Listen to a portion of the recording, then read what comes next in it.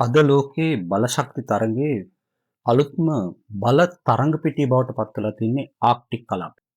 විශේෂයෙන්ම ආක්ටික් කලාපය හරහා යුරෝපයට සහ ආසියාවට කෙටිම මුහුදු ගමන් මාර්ගය වැටිලා තියෙනවා. මේ කෙටි මුහුදු ගමන් මාර්ගය නිසා ඉතා අඩු කාලයකින් සහ අඩු පිරිවැයකින් භාණ්ඩ ප්‍රවාහනය කරන්න පුළුවන්කම තියෙනවා. මෙන්න මේ නිසා තමයි ආක්ටික් මුහුදු ගමන් මාර්ගය ගැන අද වෙන විට තදබල අවධානයක් යොමු වෙලා තියෙන්නේ. මේ අවධානය යොමු වෙන්න ප්‍රධාන සාධකයක් වුණේ පහුගිය ඉරාන ඇමරිකානු ඊශ්‍රායල යුද්ධය විසින් හෝමුස් සමුද්‍ර සන්ධිය අවහිර කිරීම. මේ හෝමුස් සමුද්‍ර සන්ධිය හරහා තමයි ලෝකයේ භාණ්ඩ ප්‍රවාහනය, khනිජ තෙල් වගේම ආහාර පොහොර මේ සියලු භාණ්ඩ ප්‍රවාහනයෙන් 20%ක් ප්‍රවාහනය කළේ. නමුත් යුද්ධය විසින් මේ සියලු ප්‍රවාහන කටයුතු අඩපණ වෙලා තියෙනවා. මෙන්න මේ යථාර්ථය ඇතුලේ තමයි ආක්ටික් මුහුදු ගමන් මාර්ගය කෙරෙහි විශේෂ අවධානය යොමු වෙලා තියෙන්නේ. අපි කවුරුත් දන්නවා ආක්ටික් කලාපය කියලා කියන්නේ අතිශයින්ම දුෂ්කර පෘථිවි භූමි ප්‍රදේශයක්.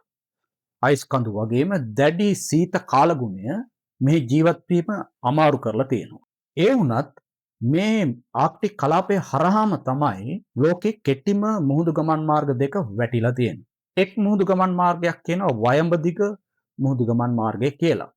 මේ මුහුදු ගමන් මාර්ගය කැනඩාවේ ඉඳලා ඇමරිකාවේ ඇලස්කා හරහා පැසිෆික් සාගරයට වැටෙනවා. අනිත් මුහුදු ගමන් මාර්ගය යුරෝපයේ නෝර්වේ ඉඳලා ආසියාව දක්වා කෙටි දුරකින් එන්න පුළුවන්කම තියෙනවා. මේකට කියනවා ඊසාන දිග මුහුදු ගමන් මාර්ගය කියලා. අද ලෝකයේ වැඩිම අවධානය යොමු වෙලා තියෙන්නේ මෙන්න මේ ඊසාන දිග මුහුදු ගමන් මාර්ගය පිළිබඳවයි.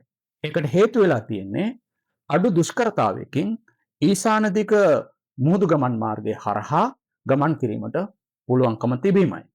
මේ මුහුදු ගමන් මාර්ගයෙන් වැඩි කොටසක් රුසියාවේ සයිබීරියාව හරහා ගමන් කිරීමක් සිද්ධ වෙනවා. අත වශයෙන්ම මුහුදු ගමන් මාර්ගයෙන් 50%ක කොටසක් රුසියාවටයි අයිති වෙලා තියෙන්නේ.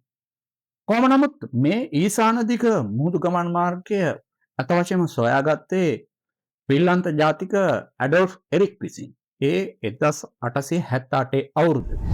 ඔහු ඊසාන දිග මුහුදු ගවේෂණය ආරම්භ කරේ 1878 වේගා කියන නෞකාවෙන්. ඔහු අවුරුද්දක් තිස්සේ සයිබීරියාව හරහා ගිහිල්ලා ආසියාවට ආවා. මේ සම්පූර්ණ ගමනාන්තයත් සමගම තහවුරු වුණා ඊසාන දිග මුහුදු ගමන් මාර්ගය හරහා ආසියාවට එන්න පුළුවන්කම තියෙනවා කියලා. කොහොම නමුත් ඇඩොල්ෆ් එරික්ගේ සොයා ගැනීමෙන් අවුරුදු 150කට ආසන්න කාලයකට පස්සේ අද ආක්ටික් කලාපයේ මුහුදු ගමන් මාර්ගය කෙරෙහි දැඩි අවධානයක් යොමු වෙලා තියෙනවා. අත වශයෙන්ම අවුරුදු 150ක් වගේ වැඩි කාලයක් ආක්ටික් මුහුදු ගමන් මාර්ගය ගැන එතරම් අවධානයක් යොමු නොවුනේ ඇයි? ඇත්ත වශයෙන්ම මේකට බලපෑවේ දැඩි අයිස් කඳු සහ දැඩි සීත කාලගුණයයි. නමුත් ගෝලීය උණුසුම ඉහළ යාමත් සමගම අපි කවුරුත් දන්නවා පහුගිය වසර කිහිපේ පුරාම ආක්ටික් කලාපයේ අයිස් කඳු දිය වෙන්න පටන් අරන් තියෙනවා. මේක ගෝලීය ප්‍රශ්නයක් විදිහට සාකච්ඡා කරමින් තිබෙනවා. නමුත් සබහාදහමෙන් හදලා තිබුණු බාධාව මේ ගෝලීය උණුසුම ඉහළ යාමත් සමගම දිය වෙන්න පටන් ගත්තා. ඒ දිය වෙනවත් සමගම ඊට වැඩි වාසිදායක තත්වයක් අද ලෝකෙට හිමි වෙලා තියෙනවා. විශේෂයෙන්ම ආක්ටික් කලාපයේ තියෙන khනිජ ඉන්ධන වගේම දුර්ලභ රසායනික මූලද්‍රව්‍ය අද ලබා ගැනීමේ හැකියාව තියෙනවා. අනිත් පැත්තෙන් කිසිවකට ඉතා පහසුවෙන් ගමන් කිරීමට පුළුවන්කමක් නැති ආක්ටික් මුහුදු මාර්ග විවෘත වෙන්න පටන් අරන් තියෙනවා. ඒක නිසා සබහාදහමේ එක පැත්තකින් ගෝලීය උණුසුම ඉහළ යමින් වෙනත් අවදානමක් සකස් කරන අතර අනිත් පැත්තෙන් නොසිතූ අවස්ථාවක් නොසිතූ වාසනාවක් ලෝකයට ළඟා කරලා දීලා තියෙනවා. අත වශයෙන්ම ආක්ටික් කලාපයේ මේ සංසිද්ධිය සබහාදහමේ අපූර්ව සංසිද්ධියක් විදිහට හඳුන්වන්න පුළුවන්කම තියෙනවා. ආක්ටික් මුහුදු ගමන් මාර්ගයේ වාසිය තේරුම් ගැනීම සඳහා මම කෙටි උදාහරණයක් ඔබට ඉදිරිපත් කරන්න. ජපානයේ ඉඳලා යුරෝපයට ගමන් කිරීම සඳහා ගතවන්නේ දවස් 19ක් වගේ කාලයක්. ඒ වගේම ජපානයේ ඉඳලා සූවස් ඇල හරහා යුරෝපයට ගමන් කිරීමට දවස් 40ක කාලයක් ගත වෙනවා. ඒ වගේම ජපානයේ ඉඳලා දකුණු අප්‍රිකානු කේප් තුඩුව හරහා ගමන් කිරීමට දවස් 46ක කාලයක් ගත වෙනවා. ඒ නිසා ආක්ටික් මුහුදු ගමන් මාර්ගයේ ගමන් කිරීම ආර්ථිකමය වශයෙන් කාලය විදිහටත් ඊටාම වාසිදායක තත්ත්වයක් ඇති වෙලා තියෙන්නේ. මෙන්න මේක හේතු වෙලා තියෙනවා ආක්ටික් මුහුදු ගමන් මාර්ගයේ ආධිපත්‍ය අත්පත් කර ගැනීම සඳහා. නමුත් අත් වශයෙන් මේක පහසු කාර්යයක් නෙවෙයි.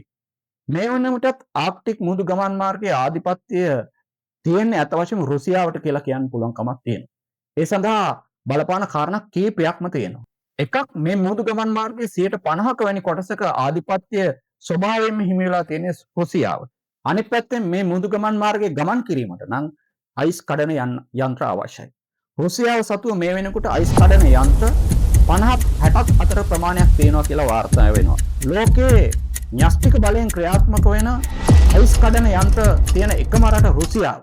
ඒ නිසා රුසියාවට සුවිශේෂී ආධිපත්‍යයක් හැකියාවක් ලැබිලා තියෙනවා බාධක මගහරමින් ආක්ටික් මුහුදු ගමන් මාර්ගයේ පහසුකම් සලසා දීම සඳහා. ඊළඟට මෙහි හැකියාව වැඩිපුරම තියෙන්නේ චීනයේද. චීනයේ සතුව ආක්ටික් මුහුදු කලාපයේ අයිස් කඩන යන්ත්‍ර 4ක් තියෙනවා. අත වශයෙන් ඇමරිකාවේ ඉන්නේ පසුපසින්. ඇමරිකාවට අයිස් කඩන යන්ත්‍ර 3ක් තියෙනවා කියලා කිව්වා වුණත් අත වශයෙන් එයින් එක යන්ත්‍රයක් තමයි ප්‍රබලම යන්ත්‍රය. ඒ යන්ත්‍රය 1978 වර්ෂයේදී වගේ ගොඩනගපු අයිස් කඩන යන්ත්‍රයක්. ඒ නිසා નિરાයාසයෙන් භූමියේ ආධිපත්‍යයෙන් බැලුවත් යාන්ත්‍රික ශක්තියෙන් බැලුවත් අත වශයෙන්ම රුසියාව තමයි මේ ආක්ටික් මුහුදු ගමන් මාර්ගයේ ආධිපත්‍ය හිමි වෙලා තියෙන්නේ. ඒ විතරක් නෙවෙයි. යුද හමුදාවේ මිලිටරි බලශක්තිය අතින් ගත්තත් රුසියාව තමයි පෙරමුණේ ඉන්නේ. ඒ අතරම විශේෂයෙන්ම චීනය සහ රුසියාව 2024 ඉඳලම ආක්ටික් මුහුදු ගමන් මාර්ගයේ ඒකාබද්ධව සංවර්ධනය කිරීමට සහ ආරක්ෂාව සලසීම සඳහා ගිවිසුම් ගත වෙලා තියෙනවා. ඒ ගිවිසුම් අනුව හමුදාමය ක්‍රියාකාරකම් වගේම අනිකුත් සංවර්ධන කටයුතු වේගවත් වෙමින් තියෙනවා. චීනය මේකට කියන්නේ ද්‍රවීය මුහුදු ගමන් මාර්ගය කියලා. මේ අතර තමයි අත වශයෙන්ම ඉන්දියාව ඉතාමත් කට්ටිවාදී ප්‍රතිපත්තියක් ආක්ටික් මුහුදු කලාපයේ හරහා අනුගමනය කරමින් ඉන්නේ. විශේෂයෙන්ම පහුගිය වීඩියෝවෙන් මම කතා කරා වගේම ඉන්දියාව අගමැති නරේන්ද්‍ර මෝදී මේ 15 ඉඳලා මේ 20 දක්වා නෝර්වේ රට ඇතුළු තවත් රටවල් 5ක සංචාරය කළා.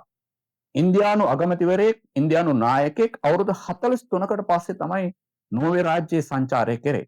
මෙන්න මේ නෝර්වේ රාජ්‍යයේ සංචාරය කරන අතරතුරදී විශේෂයෙන්ම ඩෙන්මාර්ක්ය, ෆින්ලන්තය, අයිස්ලන්තය සහ නෝර්වේ කියන රටවල් එක්ක ඉන්දියා අගමැතිවරයා සාකච්ඡා කරා ආක්ටික් මුහුදු මාර්ගයට ඉන්දියානු ප්‍රවේශය ලබා ගැනීමට අදාළව.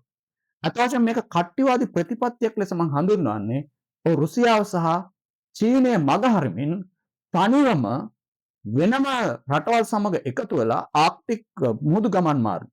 එහෙම නැත්නම් ආක්ටික් සම්පත් සුරා කැම සඳහා ක්‍රමෝපායක් සකස් කිරීමටයි නරේන්ද්‍ර මෝදීගේ අවධානය යොමු වෙලා තිබෙනවා. ඒ නිසා අත් වශයෙන්ම මේ වෙලාවේ ඉන්දියාවේ ප්‍රතිපත්තිය කට්ටිවාදී ප්‍රතිපත්තියක් විදිහට හඳුන්වන්න පුළුවන් කමක් තියෙනවා.